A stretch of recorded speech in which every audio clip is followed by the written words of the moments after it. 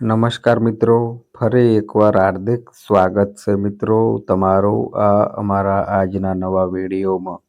મિત્રો, કિસ્મતવાળા હોય છે આ 5 નિશાનીઓવાળા ભાગ્યશાળી પુરુષો. તો મિત્રો, સમુદ્રશાસ્ત્ર પુરુષોના શરીરની રચના અને શરીરમાં હાજર વિવિધ નિશાનીઓના આધારે કોઈ પણ વ્યક્તિના જીવનના ભાગ્ય અને તે મુજબ થતા સંયોગો વિશે જણાવે છે. તો મિત્રો, આજના વિડીયો દ્વારા આપણે જાણીશું કે કોઈ પણ વ્યક્તિના શરીરના તે ભાગો પરના નિશાનોના સંકેત વિશે. મિત્રો, જે તમારા જીવનમાં પૈસા સાથે સંબંધિત છે. અને મિત્રો, આ સિવાય એવા પુરુષો વિશે પણ જાણીશું કે જેમની છાતી પર વાળ આવતા હોય છે, તો તેનો અર્થ શું થાય, અથવા તો મિત્રો સમુદ્રશાસ્ત્ર અનુસાર તેનો અર્થ શું છે. તો મિત્રો, દરેક વ્યક્તિને પૈસાની જરૂરત તો હોય જ છે, કેમ કે ગરીબ હોય કે અમીર, પૈસા વિના ન ધર્મ કરી શકાય છે કે ન તો ભૂખ્યા માણસની ભૂખ સંતોષ કરી શકાય છે. તો મિત્રો, એટલા માટે અમીર બનવું તમારા નસીબમાં લખ્યું છે કે નહીં, તેથી ભૌતિક જગતમાં પૈસાનું ખૂબ જ મહત્વ છે. મિત્રો, આવી સ્થિતિમાં તમારા નસીબમાં અમીર બનવાનું લખાયેલું હોય છે કે કેમ, અને શું આવા વ્યક્તિઓએ પુરુષોના કિસ્મતના સિતારા આ જીવનમાં ચમકશે કે નહીં, તેમજ સાથે એ પણ જાણીશું કે પુરુષોના શરીરના તે અંગો પરના એવા નિશાન અને લક્ષણો જે તેમને ભાગ્યશાળી હોવાનો સંકેત આપે છે મિત્રો. તો મિત્રો, ચાલો વિડીયોમાં જાણીએ કે તે સંકેત અને લક્ષણ કયા કયા છે. તો મિત્રો, ધ્યાનથી સાંભળજો.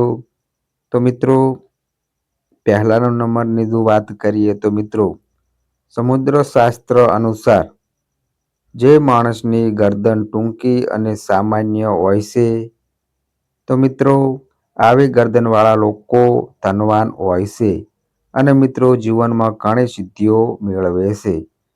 હવે મિત્રો, નંબર 2ની વાત કરીએ તો મિત્રો, જો માણસની નાભી ઊંડી અને ગોળ હોય તો તેને પણ તમામ સુખ મળે છે.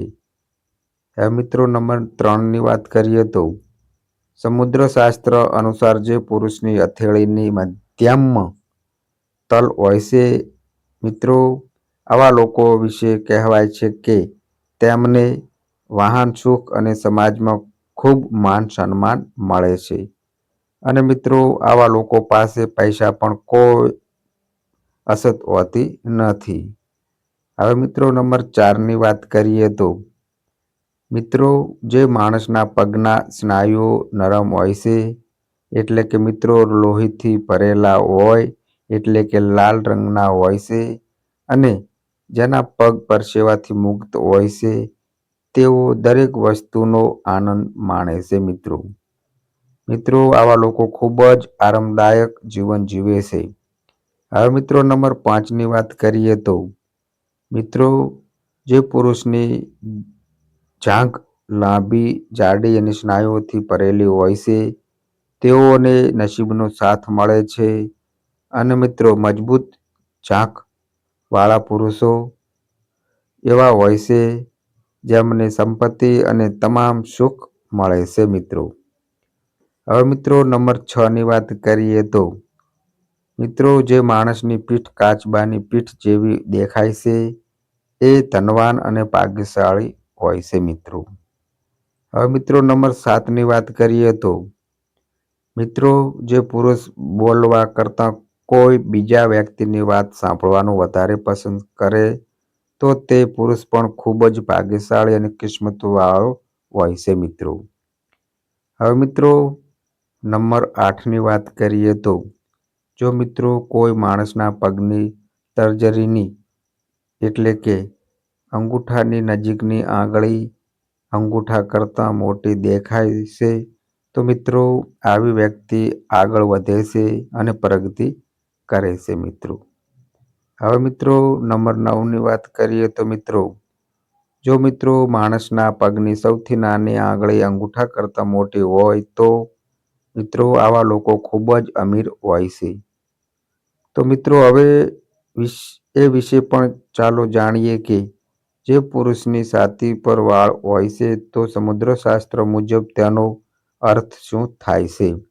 તો મિત્રો ધ્યાનથી સાંભળજો અને મિત્રો જો માહિતી ગમે તો વિડીયોને લાઈક કરજો, તમારા મિત્રો સાથે શેર કરજો અને મિત્રો આ અમારી ચેનલ પર નવા આવ્યા હોય તો મિત્રો ચેનલને પણ સબસ્ક્રાઈબ કરજો. તો મિત્રો નંબર 1ની વાત કરીએ તો સમુદ્રશાસ્ત્ર અનુસાર છાતી પર વાળ ધરાવતા પુરુષો ક્યારેય કોઈનું ખરાબ નથી વિચારતા અને મિત્રો તેઓ ખૂબ જ શાંત સ્વભાવના હોય છે. મિત્રો આવા લોકો ક્યારેય કોઈની સાથે ખોટું બોલી શકતા નથી. એવું પણ કહેવાય છે કે છાતી પર વાળા પુરુષો ખૂબ જ મહેનતુ હોય છે અને મહેનત કરવામાં શરમાતા નથી કે તેઓ ક્યારેય કોઈને છેતરવાનું વિચારતા નથી અને મિત્રો તેઓ તેમના સારા સ્વભાવને કારણે ખૂબ જ સન્માનિત થાય છે અને તેમની પાસે ક્યારેય પૈસાની કમી નથી હોતી. સાથે જ પુરુષોની છાતીના વાળ દરેક સ્ત્રીને આકર્ષે છે, પરંતુ એ પણ સાચું છે કે છાતીના વાળ હોવા એ શુભ સંકેત છે. મિત્રો એવું માનવામાં આવે છે કે જે પુરુષની છાતીમાં વાળ હોય છે તે સ્વભાવે દયાળુ અને ભાગ્યશાળી હોય છે મિત્રો.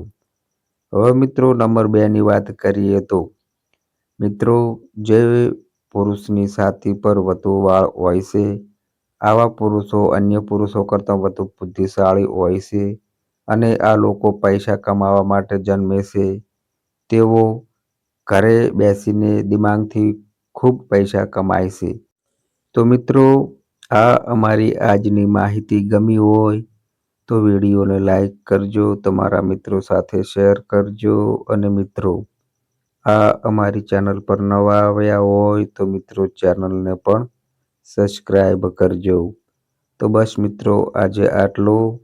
ફરી મળીએ એક નવા વિડીયો સાથે. ત્યાં સુધી બધાય મિત્રોને હર હર મહાદેવ.